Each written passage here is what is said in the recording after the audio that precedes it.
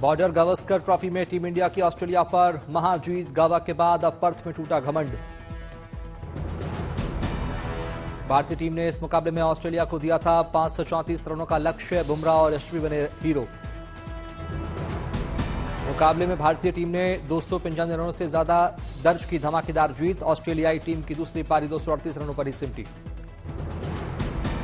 दूसरी पारी में भारत की ओर से यशस्वी जायसवाल और विराट कोहली ने खेली शानदार शतकीय। जायसवाल ने शतक के साथ कई रिकॉर्ड किए अपने नाम। जीत के साथ भारतीय टीम ने टेस्ट सीरीज में 1-0 की लीड ली। एडिलेड में 6 दिसंबर को खेला जाएगा दूसरा मुकाबला। संसद के शीतकालीन सत्र का हंगामे के साथ आगाज। दिन भर के लिए दोनों सदन स्थगित। सत्र में आम लोगों से जुड़े 5 बिल पेश करेगी सरकार। Coastal shipping bill, Indian ports bill, merchant shipping bill होंगे पेश। सरकार बैंकिंग लॉ अमेंडमेंट बिल और वक्फ बिल भी करेगी पेश। अन्य कई बिलों पर भी चर्चा की उम्मीद। 26 नवंबर को संविधान को अपनाए जाने के 75 साल पूरे होने के उपलक्ष्य में कई कार्यक्रम का होगा आयोजन। 20 दिसंबर तक चलेगा सत्र। दिल्ली में हमारा संविधान हमारा सम्मान पदयात्रा का आयोजन। केंद्रीय मंत्री मनसुख मंडावी ने लिया हिस्सा।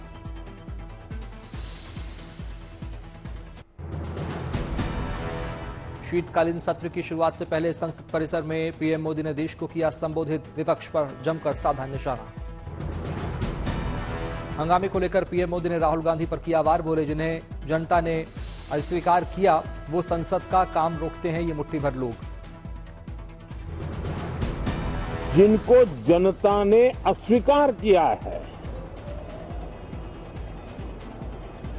वे संसद को भी मुट्ठी भर लोगों के हुड़दंगबाजी से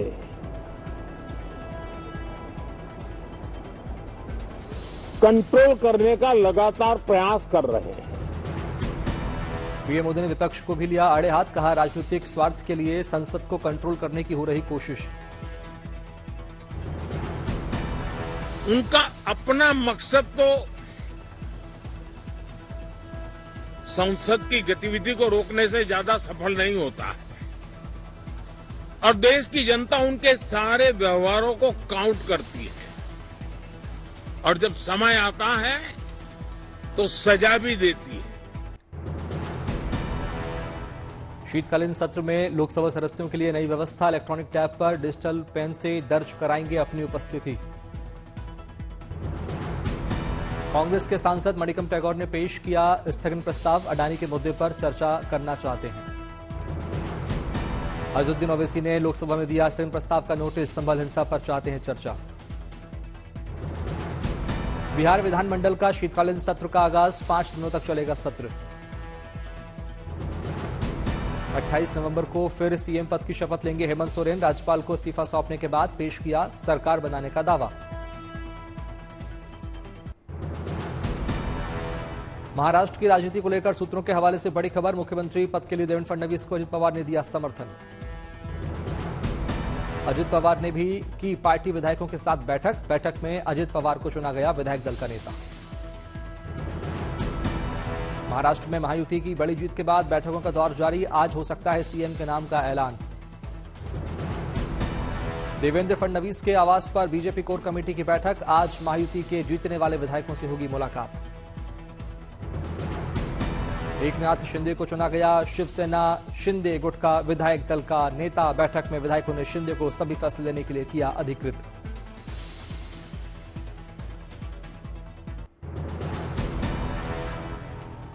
डीयूएसयू चुनाव की मतगणना जारी। दिल्ली विश्वविद्यालय के नॉर्थ कैंपस में हो रही काउंटिंग।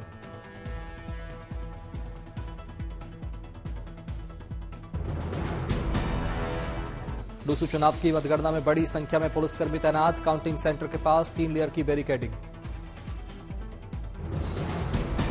परिणाम आने के बाद परिसर में छात्र नहीं कर सकेंगे किस प्रकार का जश्न। डीयू ने कल इस संबंध में लिए थे प्रत्याशियों से एफिडेविट।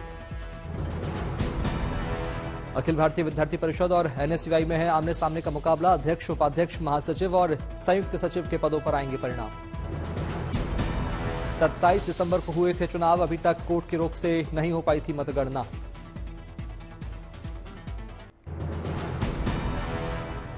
संभल में फिलहाल शांति की स्थिति। एहतियात के तौर पर शहर के सभी स्कूल और कॉलेज आज बंद। संभल में 1 दिसंबर तक बाहरी लोगों की एंट्री रहेगी बंद। पुलिस ने कानून व्यवस्था बनाए रखने की अपील की। हिरासत में लिए गए संभल हंगामे से जुड़े 21 आरोपी, डीआईजी मुनिराज ने दी जानकारी।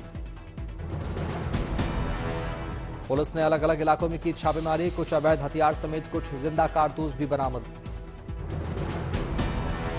पूरे मुरादाबाद रेंज के 30 थानों की पुलिस संभल में तैनात। अमरोहा, रामपुर और मुरादाबाद से पहुंचे थानेदार।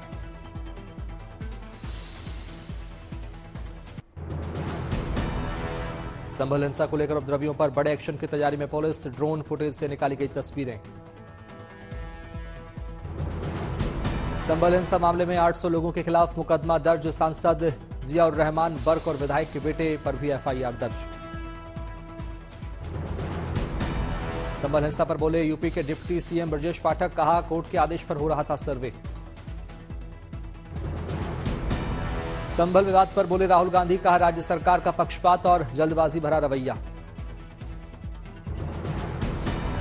संभल जा रहे चंद्रशेखर आजाद को पुलिस ने हापुड़ में रोका। चंद्रशेखर आजाद बोले, यूपी में गोलियों के जरिए हो रहा है न्याय।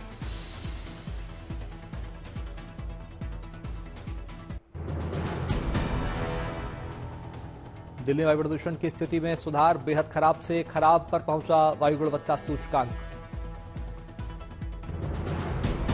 300 के नीचे पहुंचा दिल्ली का वायु गुणवत्ता सूचकांक। 279 दर्ज की गई AQI।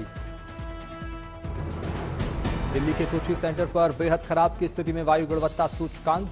ज्यादा इलाकों में 200 से 300 के बीच दर्ज किया गया AQI। हवा की रफ्तार बढ़ने के चलते घटा वायु का प्रदूषण। आसमान साफ होने के चलते तापमान में भी मामूली बढ़त। नई दिल्ली में वायु प्रदूषण से निपटने के उपाय जारी। शाहीन बाग इलाके में किया गया पानी का छिड़काव।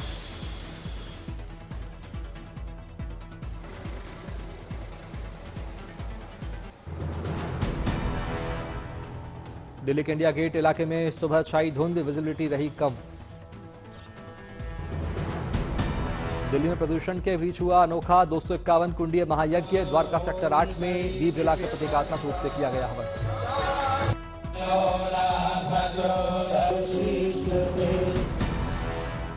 यूपी के आगरा में भी सुबह दिखी धुंध। ताजमहल पर भी विजिबिलिटी रही कम।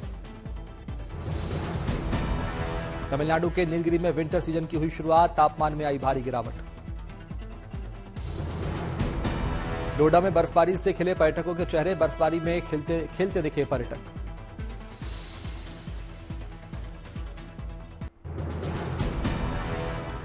धीरेन्द्र शास्त्री की हिंदू एकता यात्रा का आज 5वां दिन। बड़ी संख्या में लोग यात्रा में हुए शामिल। दे रहे हैं। यात्रा के दौरान जगह जगह हिंदू एकता यात्रा का हुआ स्वागत। बुलडोजर से यात्रा पर बरसाए गए फूल। संभल मामले को लेकर बोले धीरेन्द्र शास्त्री। कहा, डरे हुए लोग देश में कराना चाहते हैं दंगा। दिल्ली में 5,30,000 बुजुर्गों की पेंशन फिर से शुरू। हर महीने मिलेंगे 2,500 रुपए। दिल्ली में 60 से 69 साल के बुजुर्गों को मिलेंगे 2,000 रुपए पेंशन। 70 से ऊपर के बुजुर्गों को हर माह मिलेंगे 2,500 रुपए।